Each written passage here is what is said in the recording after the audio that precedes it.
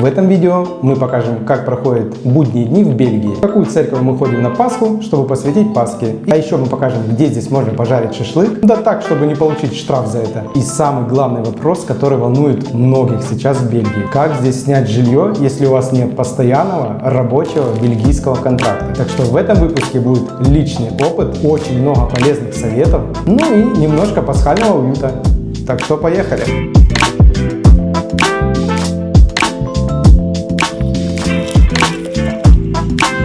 Вот и наши шашлычки.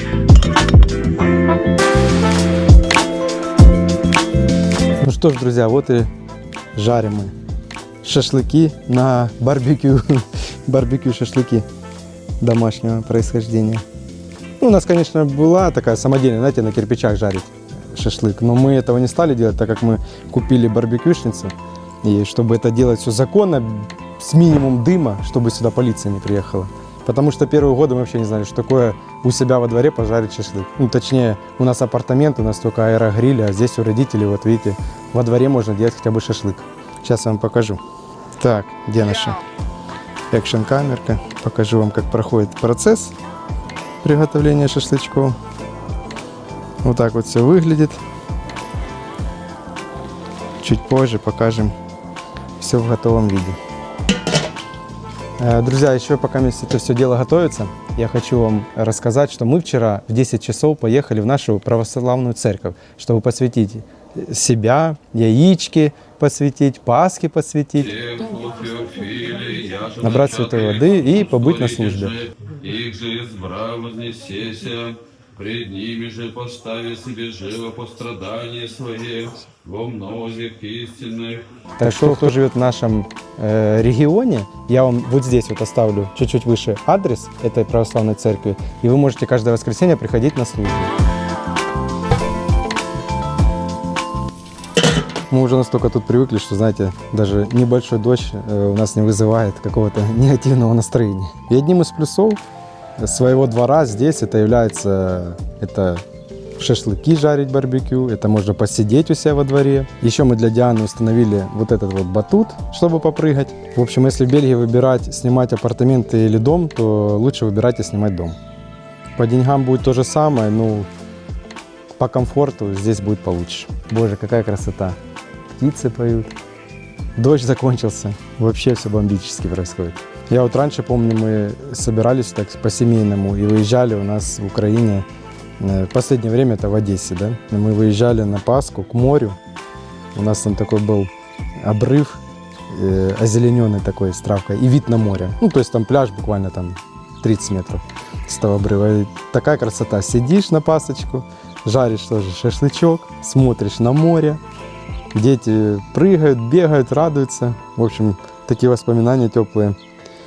Как бы хотелось бы еще побывать там, съездить в Одессу в мирное время, повидать своих знакомых, друзей, пожарить шашлыка, выпить рюмочку кофе и зарядиться этой морской энергией. У нас в семье свинину едят не все. А вот Дианочка со Снежаночкой взяли себе такие индюшиные уже готовые шашлыки. Сейчас тоже их закинем. Как какой-то томатный, что ли, соус. О, и заодно наши поправим тут, перевернем. Аппетитно все. Ну что-то вот в этом режиме с крышкой шашлык не жарился, а, мне кажется, тушился. Не очень я эту барбекю-систему полюбил, поэтому открыл крышку и буду жарить, как будто бы на шампурах, на углях. Почаще переворачивать, и вот уже они пошли чуть жариться. Ну что, друзья, в общем, как-то так.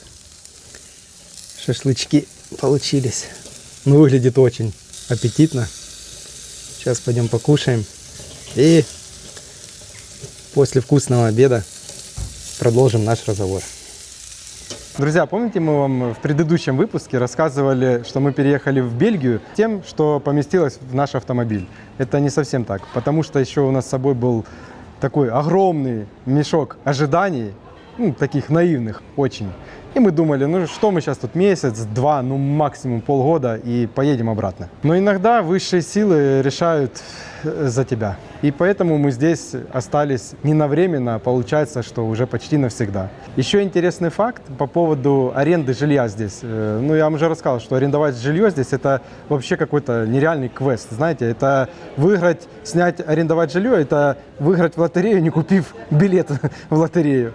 А так как мы имели, нам очень сильно, не то чтобы повезло, а мы имели рабочие контракты через уже месяц пребывания здесь в Бельгии, поэтому нам как бы повезло, наверное, может быть, люди проникнулись нашей ситуацией и сдали нам эти апартаменты. Но интересным фактом, что когда ты выезжаешь, они говорят, что жилье нужно сдать в том состоянии, в котором вы его арендовали.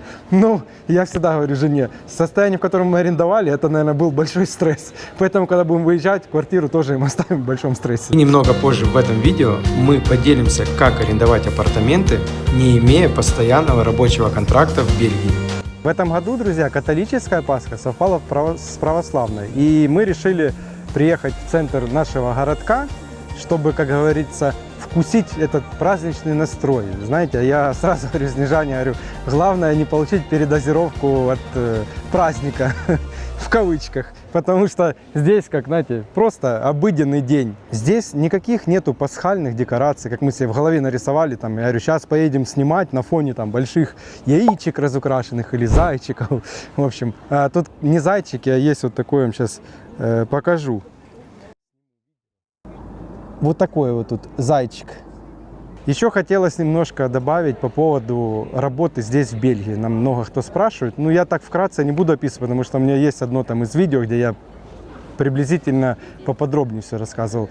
Я хочу сейчас описать, что работа в Бельгии – это, наверное, отдельный мир. Вроде бы ты тут все умеешь, все знаешь, но об этом никто не знает и не понимает, так как у тебя диплом не ихний, язык не ихний, ты его не знаешь, и поэтому они не могут тебя оценить как специалиста здесь. Я вам скажу больше, здесь даже пойти на работу уборщицей или водителям тоже нужно какое-то протеже небольшое иметь. Знаете, я вам такую еще расскажу ситуацию на своем примере. Я когда-то шел здесь на первую свою работу, и я, не зная абсолютно языка, ехал на работу и заучивал, и повторял там 2, 3, 4 фразы, как с ними поздороваться и спросить, что мне делать.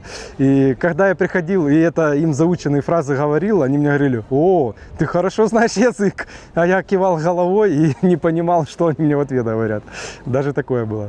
А еще здесь в Бельгии это такая, все тут должно быть по системе. Знаете, это такой, для нас был, наверное, большой шок с этим мусором, с этими пакетами, цвет пакета. Это все нужно было, такое ощущение, что заучивать, но оно потом с годами пришло уже, мы привыкли и все знаем, как правильно делать.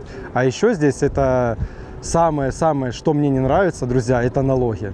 И если ты тут что-то в налогах не понимаешь, то ты обязательно должен все оплатить. Друзья, еще мы заметили, что спустя 3 года здесь появилась у нас какая-то семейная усталость. Было очень тяжело, знаете, вот этот стресс, хронический стресс, я бы даже сказал, это все накапливалось и создавались какие-то в семье небольшие недопонимания, терки. Но каждый раз мы все равно брали себя в руки. И мы понимали, что мы сюда приехали не для того, чтобы не понимать друг друга, а мы сюда приехали, чтобы быть сильными, оставаться сильной семьей и продолжать дальше двигаться только вперед. И мы уже прошли вместе столько, что мы понимаем, что мы здесь не для того, чтобы сдаваться. И долгое время мы не могли смириться, наверное, с тем, что мы здесь остаемся. Нам казалось, что мы здесь временно, и в итоге мы должны куда-то ехать дальше. Ну, я еще раз повторюсь, чем больше мы здесь находились, тем больше мы поняли, что мы здесь остаемся. И это было, друзья, не решением, а это было, наверное, ощущением. Как будто бы внутри нам что-то сказало: ребята, хватит бегать, давайте уже наконец-то жить здесь и сейчас. Потому что мы поняли, что наши дети уже ходят здесь на учебу, на тренировки. У них появились цели, друзья. И наконец-то мы перестали гуглить, куда нам поехать дальше. А начали гуглить, как зарегистрировать свой брак здесь официально, как поменять водительские права на бельгийские. В общем, все узаконить, чтобы полностью здесь легализоваться и остаться здесь жить. Конечно, было немного страшно, вам признаюсь, потому что осознать, что тут оставаться, это как предать свою прошлую жизнь. Но на самом деле, друзья, это не предательство, и мы не отпускаем свое прошлое и не забываем свою родину. Это просто называется, что мы перестаем жить между двумя мирами. Ну что ж, друзья, вот и подошли наши пасхальные каникулы к своему завершению. 2 недели пролетело как будто бы 2 дня. И в завершении я бы хотел ответить на некоторые комментарии, которые написали под предыдущими видео. Вот давайте я вам сейчас выведу сюда комментарии, и я на них постараюсь подробно ответить. Одним из популярных вопросов это как снять жилье в Бельгии, если у тебя нет постоянного бельгийского контракта, нет постоянной здесь работы, но ты хочешь здесь жить. Это один из самых частых нам задаваемых вопросов. И я сегодня вам расскажу, как это реально сделать. И дам вам пару фишек, которые сработают именно у тебя. А пока давайте заварите чаек с мятой, как у меня.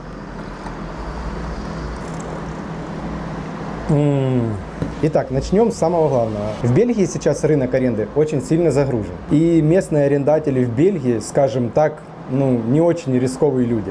Им важно понимать, где ты живешь, где ты работаешь, стабильный ли у тебя доход. Поэтому, если ты приходишь к ним или заполняешь резюме у них на сайте, то тебя автоматически ставят в зону риска. И даже если у тебя есть какой-то онлайн-доход, фриланс или, может быть, доход из другой страны, то это, мягко говоря, для них не то же самое, как вы бы зарабатывали деньги в Бельгии. Но есть 3 способа, как обойти эту ситуацию. Первый способ.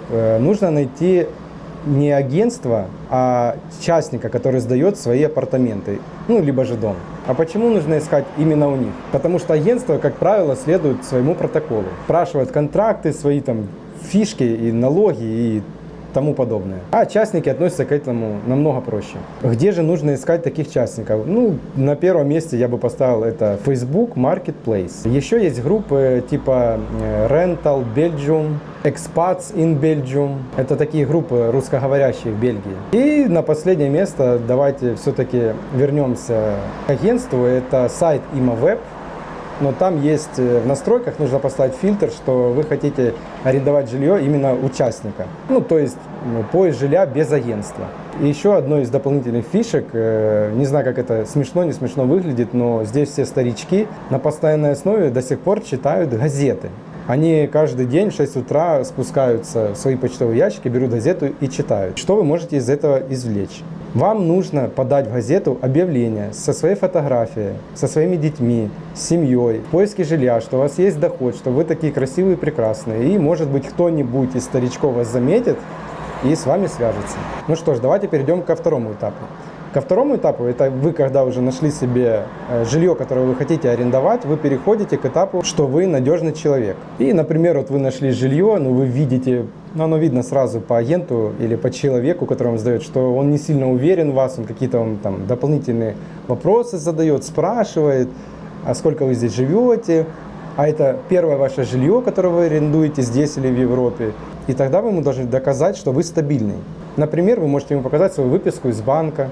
Если у вас есть налоговый отчет за год, покажите ему налоговый отчет за год. И если вы снимали жилье в Airbnb, Upwork и другие сайты, вы тоже это можете ему показать, что смотрите, я платежеспособный, я платил на протяжении такого-то времени в такой-то стране, и у меня с этим проблем не было. И если вы блогер, YouTube-блогер, TikTok-блогер, например, как мы, если вы оттуда получаете доход, то эта выписка тоже подойдет. И третья фишка, это вы должны показать, что вы готовы платить вперед, и это будет большая гарантия для них. Вы сами должны предложить ему, либо, если он вас просит оплатить аренду за месяц, за 2 или за 3, то вы скажите, я вообще могу заплатить аренду не за 3, а за 5, за 6 месяцев вперед. Я думаю, у него тогда все вопросы отпадут о недоверии к вам. Это, конечно, звучит немного жестковато, но это единственный способ убедить арендодателя именно вам сдать жилье. Особенно если ваши апартаменты или жилье стоит не очень дорого, например, 600-800 евро в месяц. Предложить ему за 3-4 месяца вперед дать аренду, и у вас проблем со снятием жилья не будет. Еще есть пару фишек для тех жителей, которые уже сейчас находятся в Бельгии. Это дополнительно к этим всем 3 фишкам. Предоставьте и покажите им свою местную регистрацию или вид на жительство здесь. Это успокаивает немного хозяевов. И, может быть, у вас есть здесь какой-нибудь поручитель, коренной бельгиец, ну, или какой-то работодатель. Он может выступить за вас гарантом. Ну, либо же, если нет варианта, вы уже на подъезде к Бельгии, и нужно что-то делать, и не находиться на улице, на лавке, как говорится, да, особенно если вы с детьми, то мой совет – это снимайте в Airbnb апартаменты на месяц-два, и в течение этого времени воспользуйтесь всеми этими фишками, которые я вам рассказал, и вы обязательно найдете жилье. И уже у вас хотя бы будет пару месяцев, где жить и оформить все необходимые документы, если вы только сейчас приезжаете в Бельгию. Так что снять жилье в Бельгии – это не миф, это реальность. Это может быть сложно, но это точно возможно. Главное быть активным, открытым и доказать им, что ты надежный и платежеспособный человек. Я вообще, друзья, например, слышал в ТикТоке, есть какая-то женщина, которая помогает арендовать жилье. Ну, кто-то пишет, что да, помогли, спасибо, а у кого-то возникают какие-то потом вопросы. И даже тем, кому помогают, эти люди потом могут не заплатить аренду, и возникают проблемы уже у человека, который помогает. Поэтому мой совет – рассчитывайте только на себя, ищите сами, и тем самым вы сэкономите свои деньги. Потому что сейчас много открытой информации везде, и поэтому за нее платить, я считаю, это последнее дело. И если у тебя был подобный опыт, то, пожалуйста, пиши нам в комментариях. Ну и, конечно, не забывайте поставить лайк и подписываться на наш канал. И, например, вот этот комментарий последний, который нам наши земляки написали, они из Мариуполя, они сейчас живут в Испании. Если у вас еще остаются какие-то вопросы, то, пожалуйста, пишите нам в комментарии. Я лично вам еще раз постараюсь ответить подробнее. И, может быть, вам нужна какая-то помощь, например, адреса, куда в Бельгии ехать, в Брюсселе, где регистрироваться. В общем, чем сможем, тем поможем. Самое главное – это не бояться, пробовать, и все у вас получится. Но, в общем, в Бельгии все возможно. Да, еще не было такого момента, чтобы мы сказали, что все, это точно наш дом. Но бывали такие моменты, когда в наш почтовый ящик письмо пришло на фламандском, мы его открыли и поняли, что в нем написано без Google Translate. И самое главное, за 11 лет переездов мы научились самому главному. Ни в коем случае не бояться никаких перемен. Они, конечно, бывают страшные, громкие, ломают все вокруг, но именно в них рождается что-то новое. Мы потеряли много: дом, родных, друзей, простоту жизни. Но мы, самое главное, обрели друг друга сильнее и поняли, что дом – это не стены, а это место, где тебя ждут. Друзья, всем спасибо, всем до новых встреч. А вы, главное, пишите больше комментариев, задавайте вопросы, и уже в новом видео обо всем поговорим. Всем пока-пока.